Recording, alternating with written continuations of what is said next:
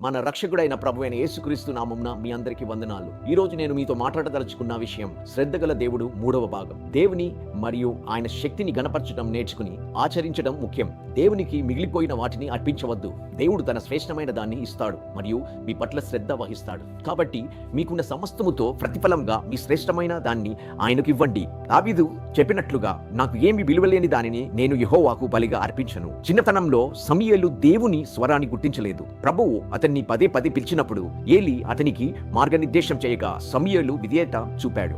ఆ రోజు నుండి సమూయేలు ప్రభువు మాట వినడం నేర్చుకున్నాడు, ప్రత్యక్షతను పొందాడు మరియు ఇజ్రాయేలులో ప్రవక్తగా స్థిరపడ్డాడు. దేవుడు మీ భవిష్యత్తును గుర్తించి శ్రద్ధ వహించినప్పుడు ఆయన మీ వివేచనను బలపరిచి మనుషులపై కాకుండా ఆయనపై ఆధారపడేలా మీకు బోధిస్తాడు. దేవుడు తన ఉద్దేశం కోసం ఒక తాతి నుండి ఒక మొక్క వరకు లేదా ఒక పురుగు వరకు ఊహించని వ్యక్తులను మరియు పరిస్థితులను కూడా ఉపయోగించగలడు.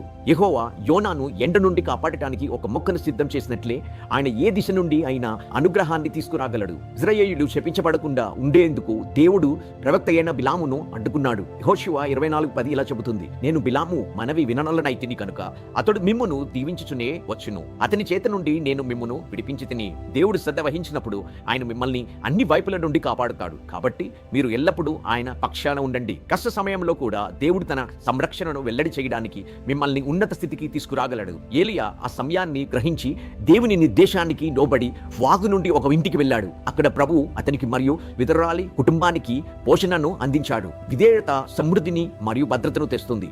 దేవుడు మిమ్మల్ని పిలిస్తే అరణ్యంలో కూడా ఆయన ఒక మార్గాన్ని చూపిస్తాడు. ఆయన సంకల్పములో నిలిచి ఆయన సమకూరుస్తాడని నమ్మండి. ప్రార్థించి ఆయన అనుగ్రహాన్ని కోరండి. మన దేవుడు ప్రేమగల దేవుడు. దేవుడు మిమ్మల్ని దీవించునుగాక. ఆమేన్.